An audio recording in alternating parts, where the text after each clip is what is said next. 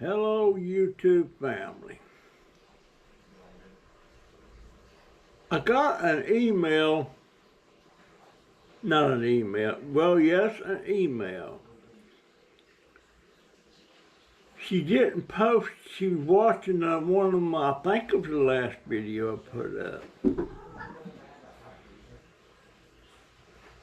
But she sent me an email rather than post it in the comments.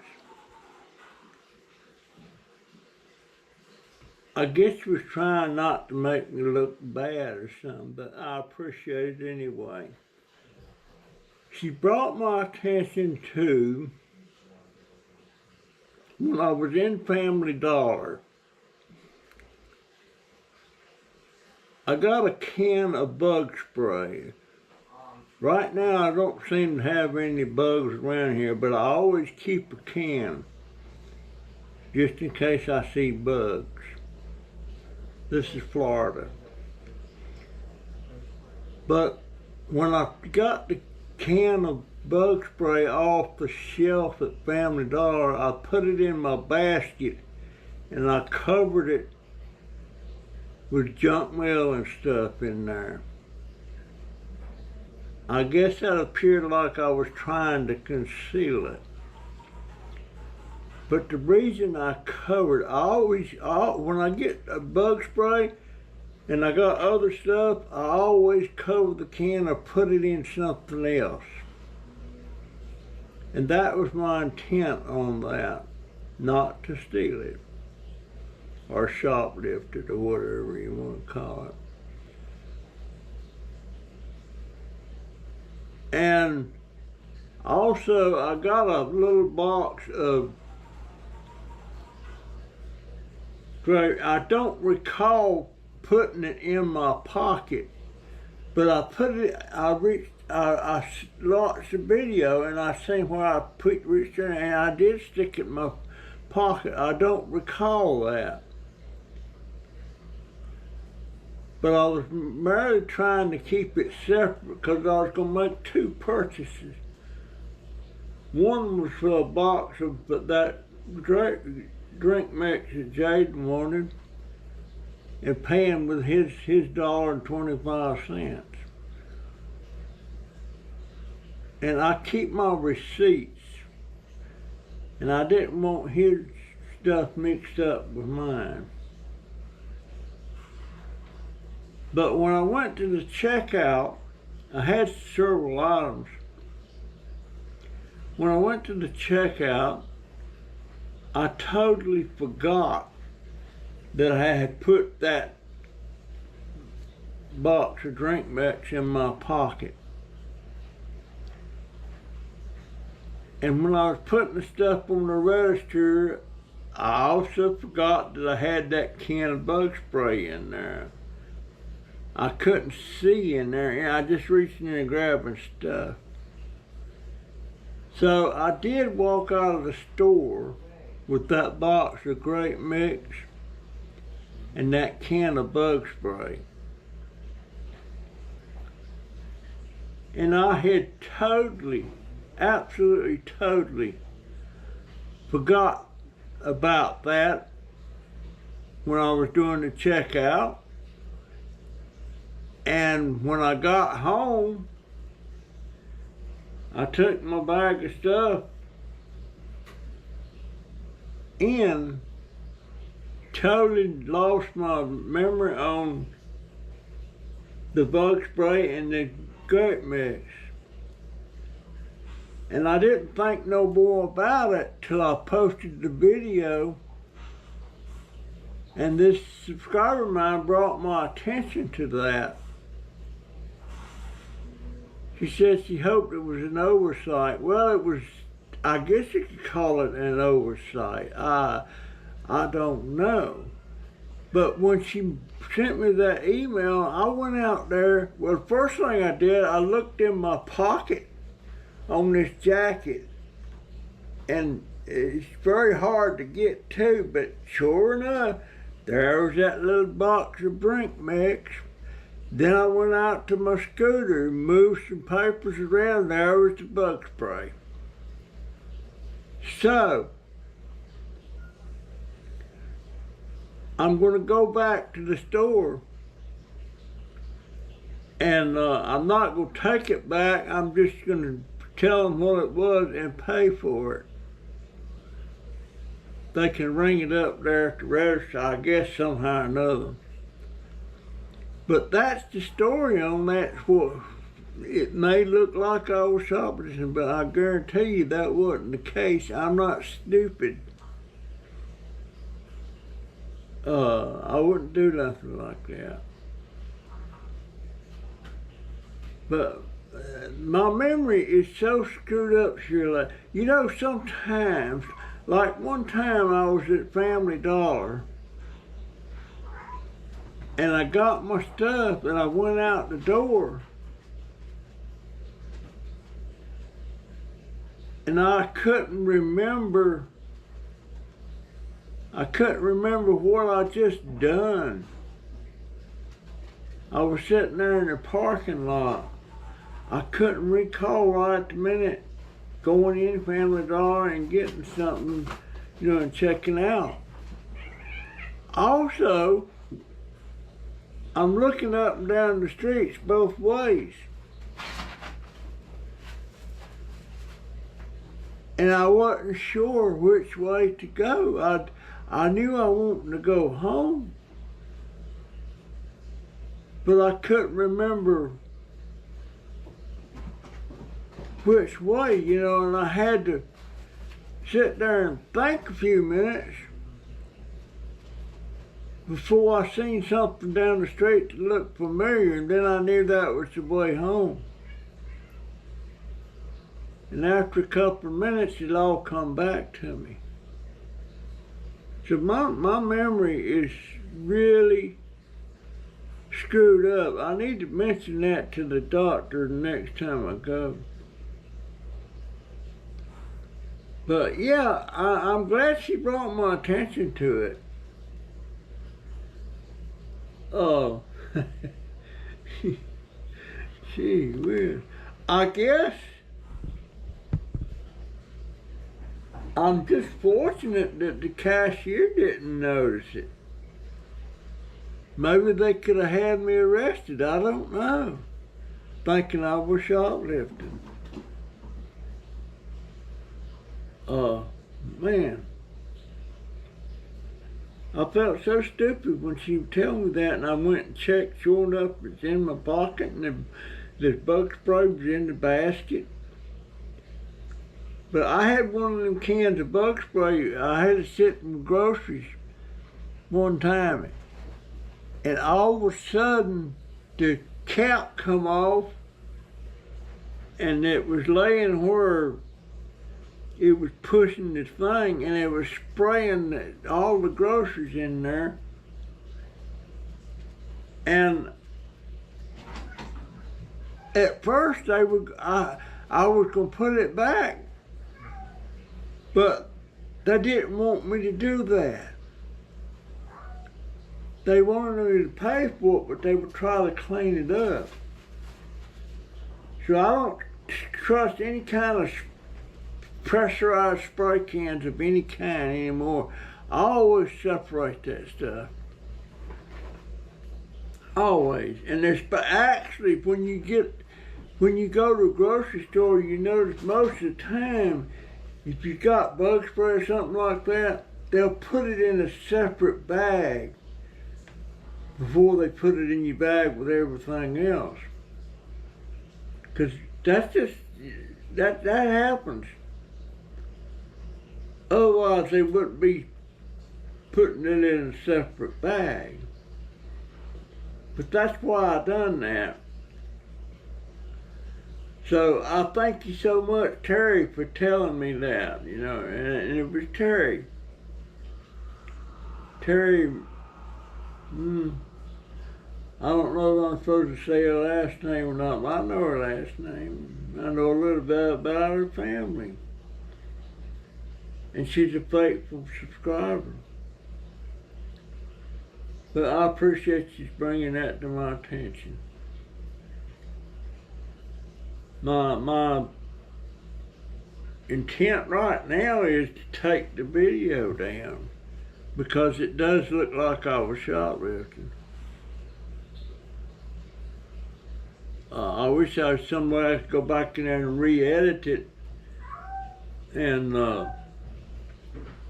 but see, that's the trouble with this video editing software I've got that I use that's not on my other computer. I use Windows Movie Maker. Windows Movie Maker, I always watch the video as I'm editing it, and I catch anything that's not supposed to, like if I fart and I hear it, I edit it out. Or if I happen to say a cuss word, which I very rarely do, I edit it out. But this software that I'm using now is called CapCut.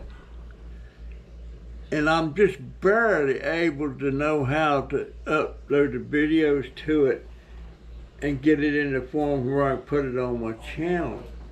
But I can't hear it. It's not loud enough. Even with my hearing aid, I can't hear it when it's talking and everything. So I can't go in there and do it and take it. I don't know how to take the sound out. I don't know. Folks, I'm not perfect. And I'm not polished in my speech. I'm not even polished in my stories I tell, but that's just me. But it wears the heck out of me sometimes. And since I got that new power supply and everything that I've got to send back now, I'm stuck with this old computer, and hopefully it'll hold up till I get a new one. I can't get a new one till after the 1st, because hopefully, I don't know. I don't know if I'll get enough money off of YouTube, because there's 3 things that I desperately need right now. That's a new printer, a GoPro tripod, and a new computer. The computer's priority 1. The priority 2 is the printer, and priority 3 is the tripod. That all total, that is, let's see, $49 for the printer. That's $50. $121 for the computer, so that's $171. The tripod's $15, so $71, $81, about $190. I don't know if I'm gonna make it or not. Lord, I hope my mind's not going. I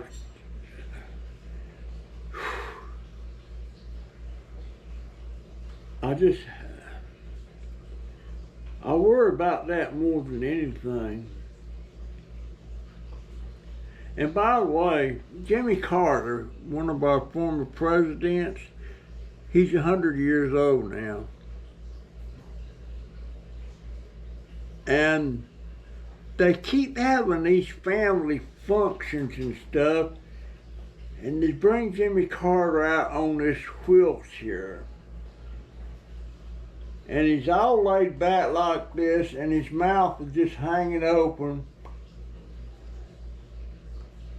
like that. He's not moving. He's not talking. I don't even know if he's able to know he's in this world. But I think that's pitiful, that a shame that they bring him out on display like that. That I'm assuming he can't talk. It's just a dang shame that they bring him out like that. You know, when Ronald Reagan got that Alzheimer's, Nancy didn't bring him out on display and everything when he was in that shape and everything. Glenn Campbell, when he got it, they didn't bring him out after he got really bad. But here they bring Jimmy Carter out on display.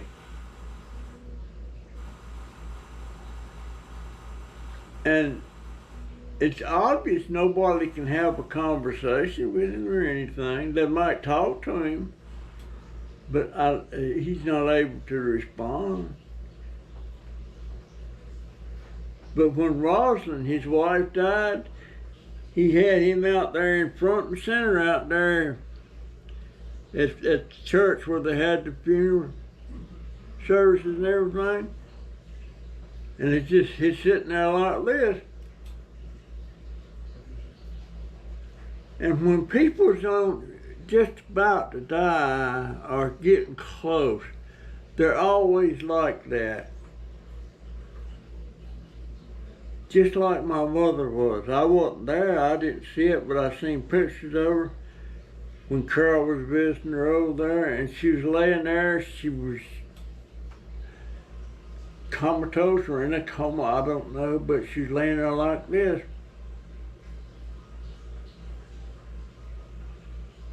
Probably didn't even look like herself. But I don't want to end up like that. But the trouble is, if you end up like that, you don't even have enough sense to ask for assisted suicide, you know what. I'm not going to say the word. But you don't have enough sense to take that option if you wanted to do that.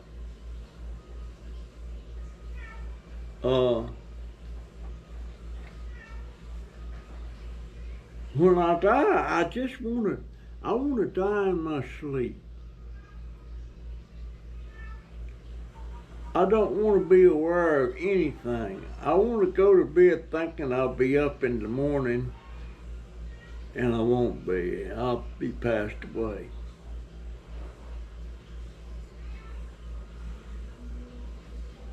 And I really need to get with the VA and see if there's any kind of assistance they can give my daughter to take care of whatever needs for me when I pass away. 'Cause she can't afford it. I told my daughter sometime, I said, when I die, I wish there was some way you could just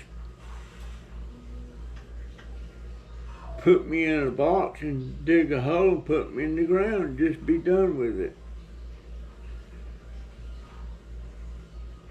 I mean, it don't matter how they dispose of cremation, the burial, or whatever, it don't matter. Because like God says, all the dead in Christ shall rise. And I guess all the dead in the devil is going to hell.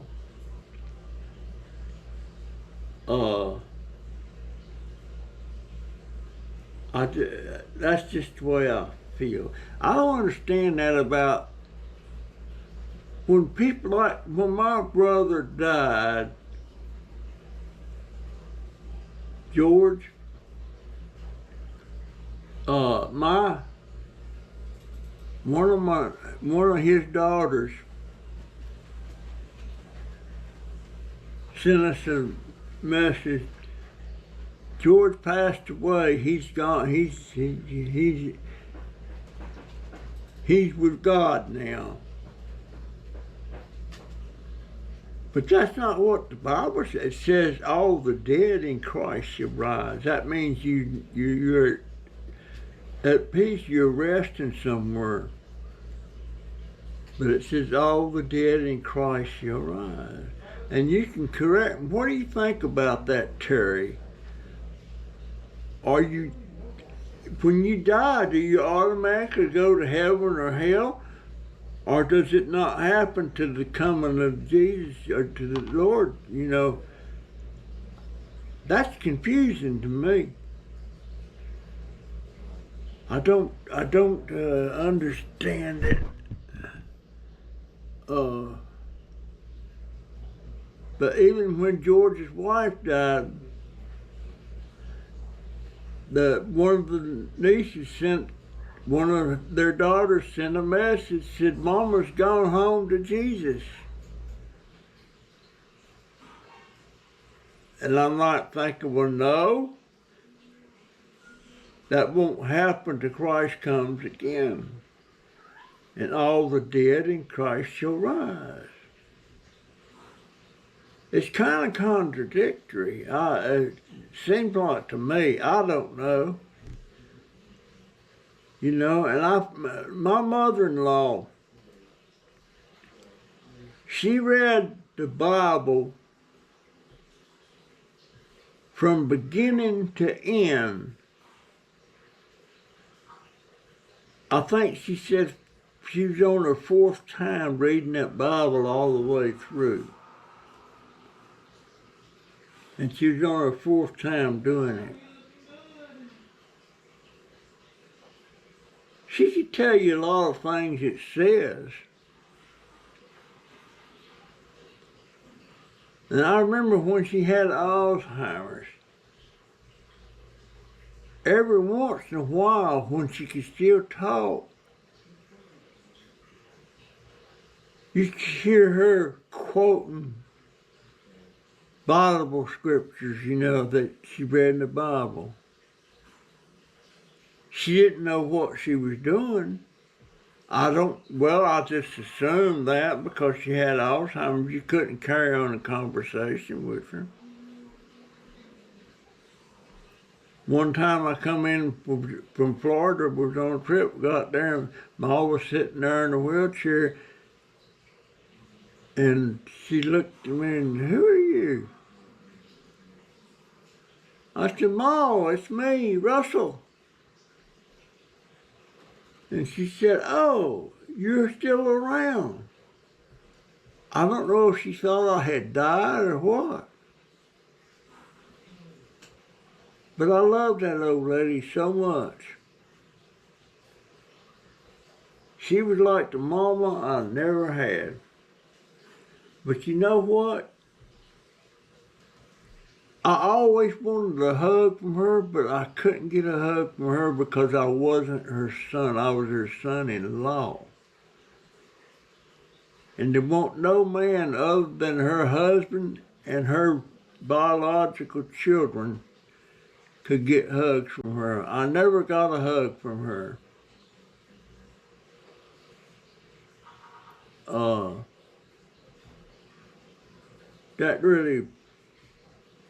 That bothered me, but I understood. She's an old-time Baptist, missionary Baptist.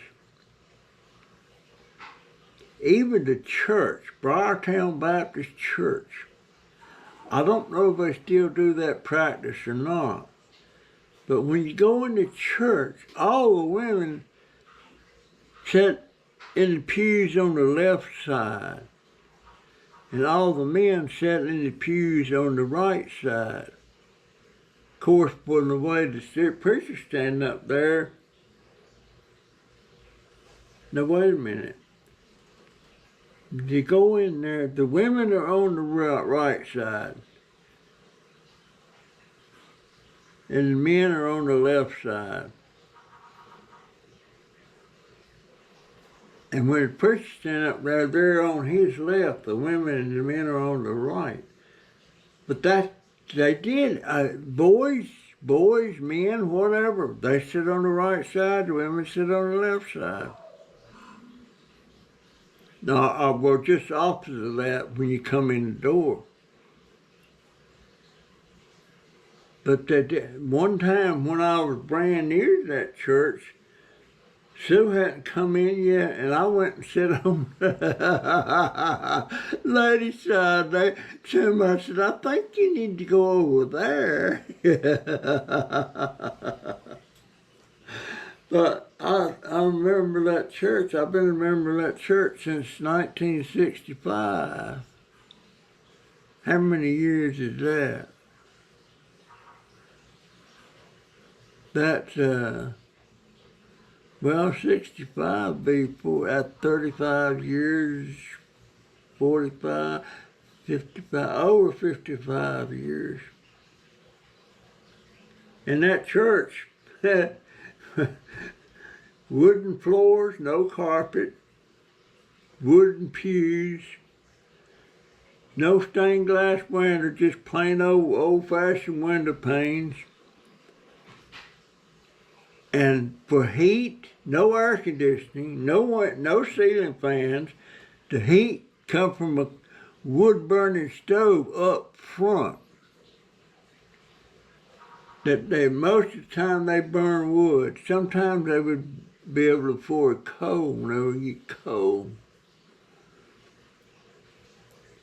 And the downstairs, had a basement, and the Sunday school classrooms and all that was downstairs. I think there was 4 classrooms down there.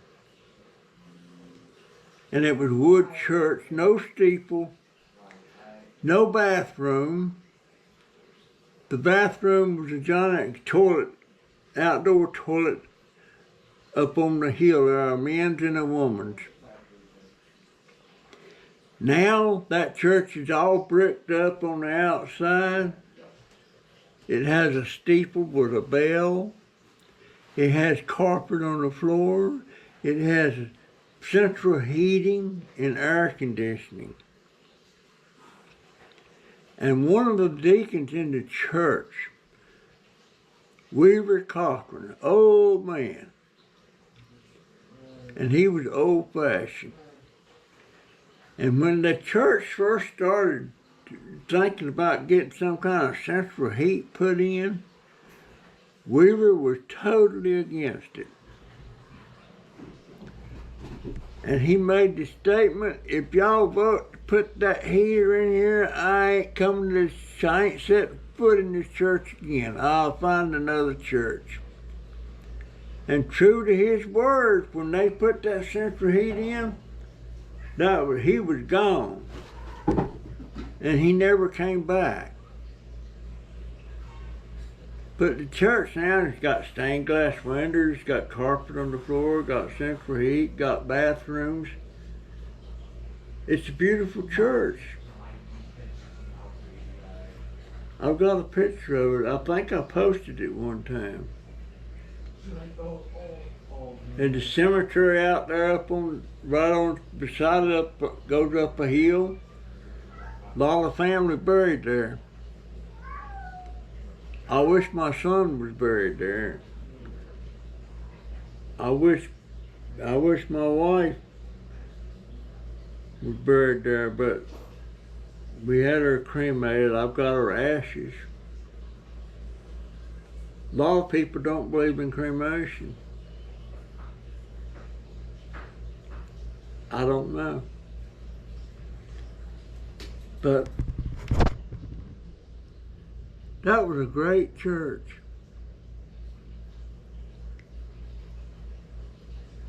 And when I first joined that church, S.J. Waters was the pastor. I think it was Sam J. Waters. And his son was named after him, and he went on to be a pastor.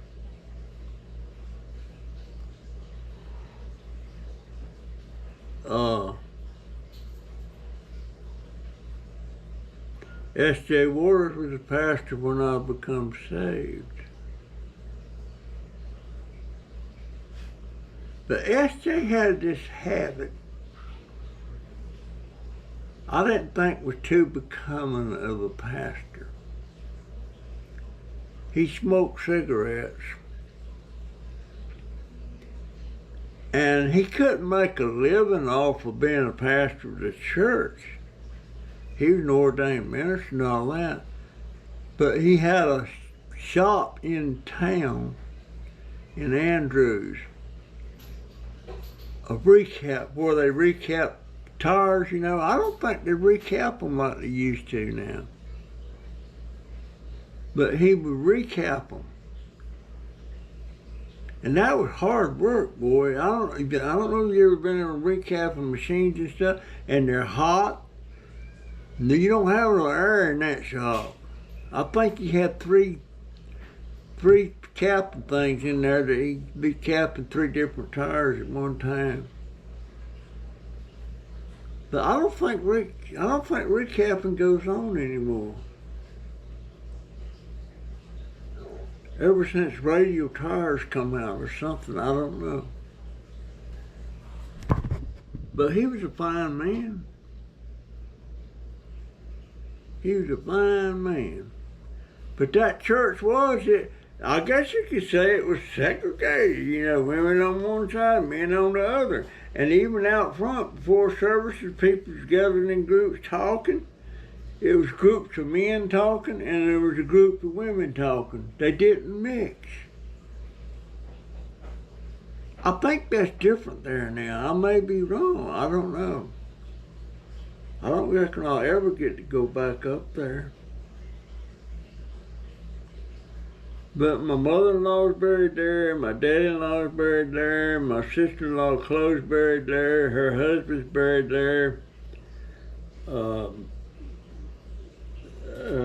My wife's grandmother's buried there, her grandfather's buried there, her great-great-grandmother's buried there, her great-great-grandfather's buried there, her Aunt Bonnie's buried there, Aunt Pearlie's buried there, Uncle Frank's buried there. Lonnie Shields, my wife's uncle, is buried there. Gaynell Mashburn, my wife's aunt's buried there. There's just a whole lot of people, a whole lot of family. If I had my druthers and had money, I would want to be buried there. You don't have to buy the lot or anything, but it just, you know, it's up there, and you start moving bodies around, it costs money.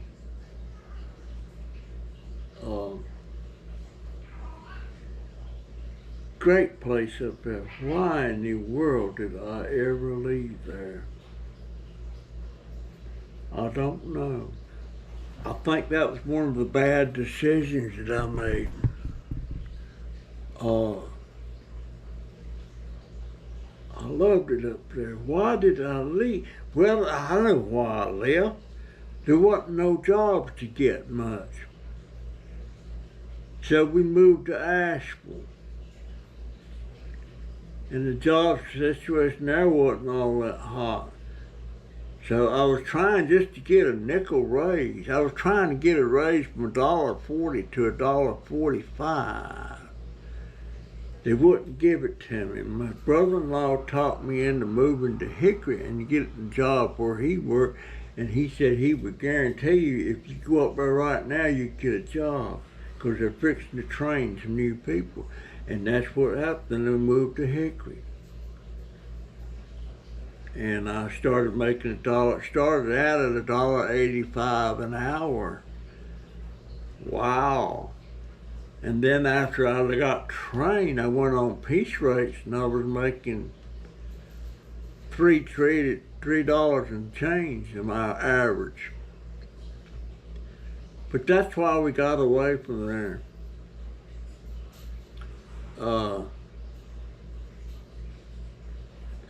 Man, that was great. You don't know. You don't know what you got till you lose it. Just like my wife, I thought my wife was great. But I didn't realize how great she was till she was gone.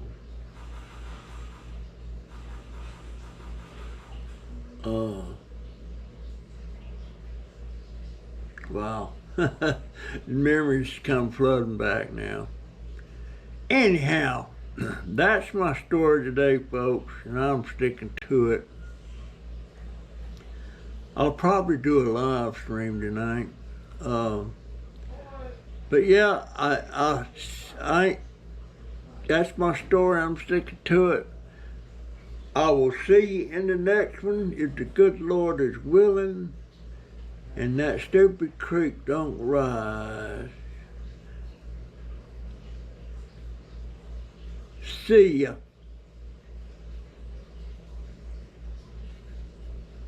GoPro, start recording.